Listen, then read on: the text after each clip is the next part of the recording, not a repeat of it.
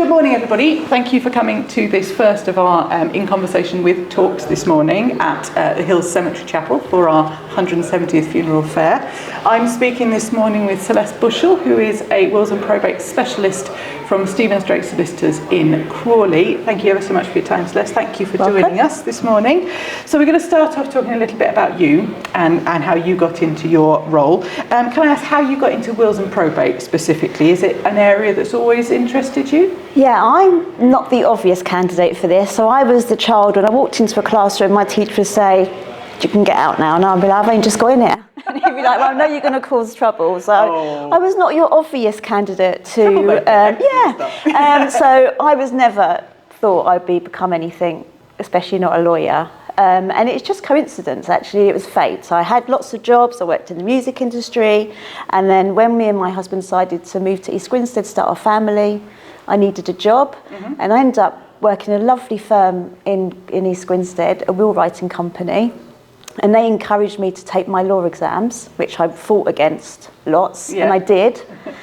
And lots of tears, lots of support from my husband and 2 kids as well during the process. And then here I am now. So no, I'd love to say, yes, I watched Legally Blonde and wanted to be a lawyer. It's fate, and I'm really pleased. It's the best thing I ever did. I think some of the best career paths are squeaky ones, aren't they? And I never knew, absolutely. Fantastic. But you're enjoying it now, that's good. Loving it now. So as a wills and probate specialist, what sort of tasks are you usually required to perform at work? So what's a general day look like for you? So it's so varied. So we will deal with any new inquiries if someone's passed away. We will give them advice regarding on the next steps. We'll meet clients about talking them through the process. We will have people ringing up wanting to know whether they should get a will, do they need a will, how important it is, talking them through that process. We will also, and obviously meeting clients, taking will instructions, meeting different clients and taking probate instructions. We also have deputies, so people that unfortunately don't have family, who haven't been able to get a lasting power of attorney, they've lost capacity and somebody needs to look after their finances. So we'll be appointed as a deputy to work with them. So every day is different, no day is the same, and we do pretty much everything in private clients. So wills, lasting powers of attorney, probate, declarations of trust, winding up trusts, you name it. So you really are picking up the pieces at the end. Yeah, I think so. I think that's fair to say. Really important role there. Yeah. So what is the most surprising aspect of your role? What is the thing that we would all go, "Oh God, I never knew that"? I think, and I've had a lot of conversations about this over the last few days with my colleagues, and I think it's just, I would say, how families change when people die. Really? And I think that you've just got to be really careful about who you choose as your executors.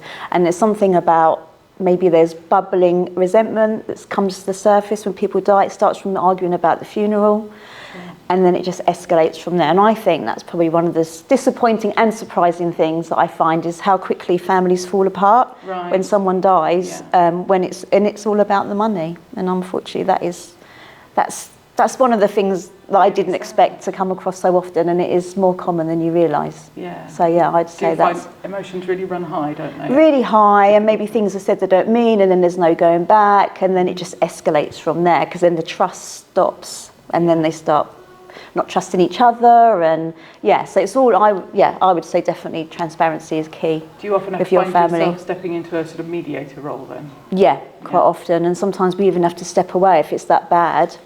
And then we have to appoint another solicitor to actually take on one family member, and another solicitor has to deal with another family member. I mean, that's not that common, but quite often I'm having to try and speak to that one, but then you can't tell one person and not the other person, so you're duplicating everything, because they don't want each other to know each other's email. So you have to duplicate everything, because you can't be seen to be biased. So that I suppose that's probably surprising. That is a real tinderbox, isn't it? Yes. Definitely. Yes. Okay. So if it's all right with you, Celeste, we'll move on. We'll talk a little bit about wills and probate specifically, and give these nice people here some advice. So first of all, what is probate? Why is it necessary? Probate is it's a way to validate the will, if there is one, and actually give the executors the right to deal with the estate administration going forward. So in not all cases you'll need it, but which we talk about in a minute. But yes, so probate is to applying for a document to send to organisations to allow them to deal with the will and deal with the estate as it should be in a legal manner. Okay, Yeah. so it's sort of a bit like giving permission, is that Yeah, the sort absolutely. of layman's term? Yeah, yeah. Okay, and when is it needed? When is probate required usually? It's normally required for, especially if somebody's got a lot of assets they own solely, all joint assets passed by survivorship to the owner. So Yeah. if everything, so for first step, if you've got a married couple, for instance, if everything's owned jointly, the property and all the bank accounts, you're very unlikely to need probate. But if Right. anyone's got a bank account that has a substantial amount of money in it, or they have a property they need to gift, needs to be assented or gifted to somebody else, then that's when you would need to get probate. Because you need that permission. You need that permission so the banks would want a grant of probate before they release the funds. It's only over a certain amount. If it's 5,000 in the account, it's quite often, or 20,000 depending on the bank, they're quite happy to release the funds. But otherwise they would request a grant of probate. Okay, thank you for explaining. That's handy. So how, if we do need probate for any reason, how long does that process usually take?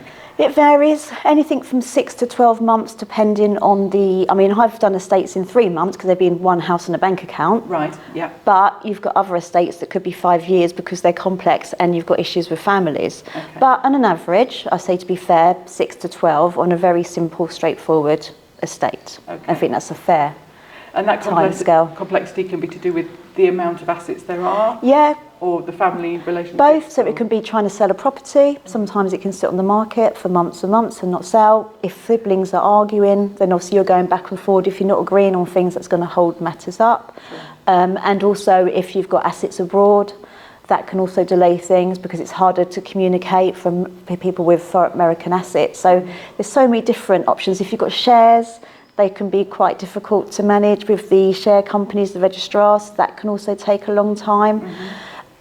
There's so many varied reasons why it can take. But yeah, I'd say on a simple estate, 6 to 12 would be a good. All right, so do I actually need to have a solicitor to apply for probate? No, you don't. You don't have to have a solicitor, and the government do have tried to make it easier so people can apply. But the problem is, if you don't understand what you're doing, you don't really understand the complexities of getting it wrong and the liabilities, then yeah, it can be a big error, and you might miss things out. So no, you don't need a solicitor, but it's really good to have somebody there who can support you back up, know all the different nuances, know how to get it through quicker, know the correct forms to complete, and we do it every day, day in, day out. So answer no, recommend it. Yeah. So I'm just anticipating that a question that may come out of our audience later on. Are there things that we can do now to help the probate process later on? Yeah, I would say definitely have a good log of all your banks. Keep a good record of what accounts you have, what accounts you don't have, because another problem with when somebody's dealing with their own family's probate, people don't talk about what they own and what they have. And if you've dealt with probate and then years later you get a letter from a company saying, oh, there's all this money, and you didn't look into it, and you've then got, especially if there's inheritance tax involved, it's a whole can of worms that you've just opened then, because you've then got to do correctives to the HMRC. It is very complex. So we always recommend to do an asset search if you haven't got a record. But if you're going to help your families when you're dealing with they have to deal with probate in the future, I definitely say keep a record of all your assets. Be transparent, have conversations. Absolutely, it's key. Excellent. Okay. And you've used this phrase to me before, Celeste, about a grant of probate or a letter of administration. Can you just explain to us a little bit what that is? Absolutely. A grant of probate is what you receive from the courts if you have a will, and letters of administration if there is no will and you're going through have to go under the rules of intestacy.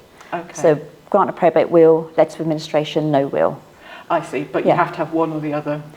Yeah, if requested by the organisations that you need something. Yeah, absolutely. Okay, that's important distinction to make. Yeah. So what is we're thinking about differences. What's the difference between probate and estate administration? So probate is the legal side. That's where you're actually obtaining the grants and applying to the courts and paying inheritance tax. And once you've got the grant, you then deal with the estate administration, which is where you're collating all the assets, selling the property, and then finalising and distributing according to the will or under the rules of intestacy. Okay, so would it be fair to say probate is sort of the preparation and the estate administration is the action? The probate is what you need to be able to do the job, and then the estate administration is getting everything sorted. Oh, that makes good sense. Yeah. Okay, lovely. You just touched on somebody dying without a will, being intestate.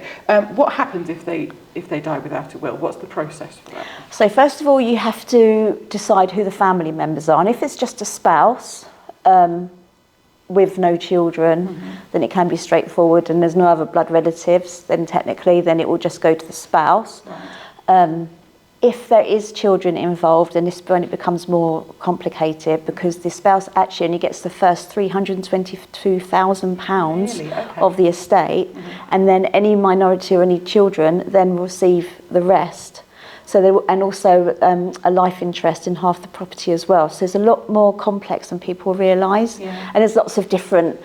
There's a big old table on testing, is this person, is it a half-blood, full-blood? Right. So it is very complex. It's not as straightforward. I think people would take the wrong assumption that it's fine, just go to my wife or my husband. It won't. Right. If you've got stepchildren, they're not blood relatives, they won't inherit.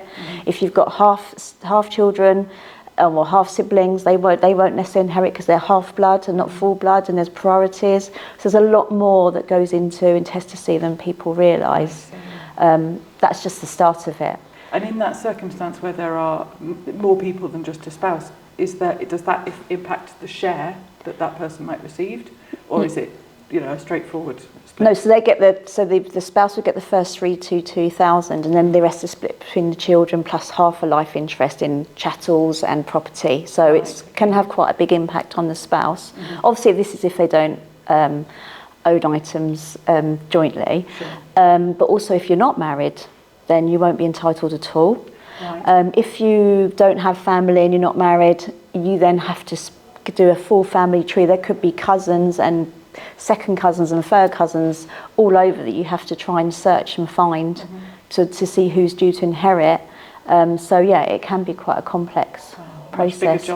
A much bigger job than people think. Yeah, unfortunately, there's a lot of misconception about not having a will. Well, with that in mind, the idea of having a will when you pass away, can you explain to us a little bit what it is that makes a will legal, if that exists? Are they always legal, or ever down to interpretation? Or? No, there's certain criteria, and it's quite simple criteria. It has to be intention to be a will, so it has to say, this is my will, and the name of the person whose will it is. And then it's all about the attestation, about who signs it. You have to have it signed by 2 independent witnesses. Right. A will can be written on an eggshell and still be valid as long as it meets that criteria. Okay. So the witnesses is key, and the intention that it is your will, my last will and testament. I see. And I assume that independence of those witnesses requires that they're not beneficiaries. They're not going to benefit from the will. Yes, because if they did witness the will, in fact we saw one recently where for some reason the 2 children had witnessed and there were cash legacies, and they should not have got the cash. Thankfully there weren't residue beneficiaries, but their cash gift would have failed. I see. Because it's not independent then, if you're witnessing, so therefore you no longer have the right to inherit from that will. If they were intestate in that case. Because the residue wasn't going to them, but if they were residue beneficiaries, then technically. Okay. Well, it's it's a minefield. I think we all think that we can take a pack from the post office and just say that's it, I've finished with it. So it's always useful to know these things. Okay, so with that in mind then, can I ever, when I've done my will and I've had it witnessed properly and it contains everything that it should have, can I ever be 100% certain that all of my wishes are going to be carried out? They should be. I mean, that's the intention. Legally, when you're an executor of a will, you have to carry those wishes out. Sometimes in a situation, say if you've given your estate to your children and they've grown up and they've got children, they would rather have their children have the money. So they may vary the will. But I don't think that is really against your wishes. Technically, you should have testamentary freedom and your wishes should be adhered to. Obviously, on the other side of the coin, if you don't remember people in your will, unfortunately, you can make a claim on the estate. Right. So again, so if somebody feels left out. Somebody feels left out and they can make a claim they're successful and you've purposely not included them, then again, we can't guarantee it. But we do hope for testamentary freedom. There's a lot of case law out there which does contradict it a little bit, but you have to have a good reason to make a claim. That makes sense. I'd like to say yes to that answer. Is there a way to enforce if an executor chooses to go against your wishes? Is it possible to enforce that? You can't. The executor should not go against it. It's Right. they have a legal obligation. So if they did go against it, then they would be committing a crime. Right. And they could serve. So there can be a legal Absolutely. enforcement. Yeah. Okay. Yeah. Absolutely. Yeah. Interesting. Okay. And obviously we in Freeman Brothers are concerned with the part of the process that involves the will, the funeral. Yeah. Do you actually need a will to arrange a funeral? No. And in the will, it's only a wish. Right. So okay. I often say to my clients that if you want to put something, a preference in your will, you can, because I do occasionally get people ring up and say, is there anything in the will that says whether they want it cremation and burial, but it isn't legally binding. Okay. So that's so even if they didn't listen to what the will said, it doesn't matter. Sure. Again, what I always recommend is transparency, tell people what you want, have conversations with your children, with your family, with your friends about what you need, or have a pre-planned. Yeah. And that solves all the arguments. So important. Yeah. As you do bring up the idea of prepaid funeral plans, one of the things that we come across a lot in our industry is people buying prepaid funeral plans that have lasting powers of attorney. So if you don't mind, I'm going to ask you a couple of questions about lasting powers of attorney. Do you think, first of all, is it a good idea to have a lasting power of attorney in place, and how can they help somebody? Oh, 100%. Right. It's a nightmare if you don't have lasting power of attorney. I don't want to sound like a sales pitch, but we have to pick up the pieces when you don't have lasting power of attorney and someone loses capacity, and then the poor family members are trying to go through the courts to get a deputyship order. And if you've had a CCJ, no matter how long ago, you won't get it. There's so many things. You can't get health and welfare. Deputyship is really, really hard to get health and welfare. I've tried a couple for clients and they've been refused. Right. So it's so important to get lasting power of attorney. It's simple. And it doesn't take that long, and you can put it away and hopefully forget about it and never have to use it. But if you do, it's a life changer for the family. It really does make a difference. Sure. I mean, some of the families that we deal with, I know, find it really useful to have one in their dealings with us. So, Yeah. So what do I need in order to apply for a lasting power of attorney? What do I actually have to have in place? So you need to have capacity. Okay. 100%. Firstly, capacity. And by capacity, you mean, sorry to interject. The ability to understand what a lasting power of attorney is, and that you know what it does and what it means by because what you're doing, you're appointing your attorneys to look after your finances. So it's risky. It is a big risk, and if you choose the wrong people, then it can have awful implications. Unfortunately, there's lots of news of people taking advantage, but that's not what we're talking about. So it's not something to do quickly, but it's something you need to think about. I recommend you have 2 attorneys. There's 2 people you trust. The most common would be your spouse and maybe your children to work jointly and severally together. And then your spouse can deal with it initially, and then if you're unable to act, then the children can step in. That's very important. You also need to have in mind a certificate provider, and that's the person that knows you for at least 2 years and will say that you have capacity. So that's the evidence they give to the OPG, the Office of Public Guardian, who govern the LPAs, to say that you can have a lasting power of attorney, that yes, you have the ability to prepare a lasting power of attorney. Obviously, we can do it as professionals, but we would rather do the whole job. If we're going to be your certificate provider, we need to be able to... Sorry. No, that's okay. Let's just pause for a moment. The horses go past. That's okay. No problem. You can take a breath and a sip of water if you like. They're beautiful, those horses. Thank you. Oh, sorry. All right, no worries. Oh, good. Okay, so if I could just ask you, is Yes. there anybody that can't be an attorney? So you mentioned that the most likely is your spouse and your children. If you haven't got a spouse and you don't have any children, There isn't any, but they've got to be over 18 and of Okay. sound mind. Okay. And they cannot have any, I wouldn't recommend anyone with a criminal record or bankrupt. Okay. So otherwise, what I can think of off the top of my head, anyone can be, your but neighbour, your friend, it needs to be somebody, or professionals like ourselves. We're often attorneys. Unfortunately, if people haven't got family, then we can step in and be an attorney. We do charge, but at least you know your money's looked after properly. True. Okay. And so that sort of brings me on to my next question, which was, can I do it alone or do I need to have a solicitor? It sounds like I don't have to. You don't have to. The problem with the Office of Public Guardian is that they're very particular about how the lasting powers, they're quite, even though not complex in legalities, there's a lot of pages, a lot of duplication, there's lots of signing and dates. And if you get the dates wrong, you don't put a name correctly, if you amend something, if you put in part of address, when you do your signature and then you print your name and you miss out your middle name, it's coming back to you. Right. And they're not very easy to deal with. So I would say get a solicitor, because one, if we get it wrong, then it's our problem, and we tend to have to, pay, because you have to pay the Office of Public Guardian to register the lasting power of attorney, Yes. Which is going up to £92, which is £82 per document, but it's going up soon. So it can work out quite expensive. I'd say we're not cheap, but at least it's done correctly, properly, and we'll make sure everything's done in order. So there's security there. You've got security there, yeah. That's good sense. Absolutely. Okay, thank you, Celeste. I'm going to open it up to the audience in just a moment to see if anybody has got any questions for you. But just to end our conversation, what I wanted to know is if you had to give us one piece of advice, if there's one thing that you'd like everybody to take away at the end of today, what would it be? What would you tell us to do? I would say, please don't listen to your friends giving you legal advice. I would say, please, no matter how convincing they are and how many drinks you've had down the pub, don't do it. Because we have to pick up the pieces.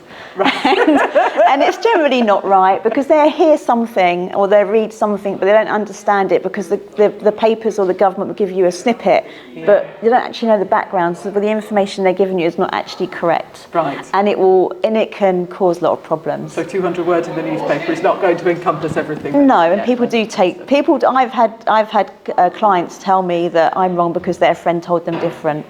So please don't listen to you. I've only got 19 years experience. What do I know? But yeah. Thanks ever so much, Celeste. I'm going to open it up to the audience now, see if anybody has got any questions they'd like to put to Celeste at all. I mean, you've been very, very thorough in what you've told us today. No? Okay. That's fine. Then all that remains for me is to say thank you ever so much for your time today, Celeste. It's been lovely listening to you and hearing all of your expert advice. Jenny. So thank you. Appreciate it. Thank you for having me. No, you're very welcome. Thank you very much for watching. If you'd like any more information about any of the topics that we've covered in this session, then please do visit the links below for more details, and we'll look forward to helping you soon.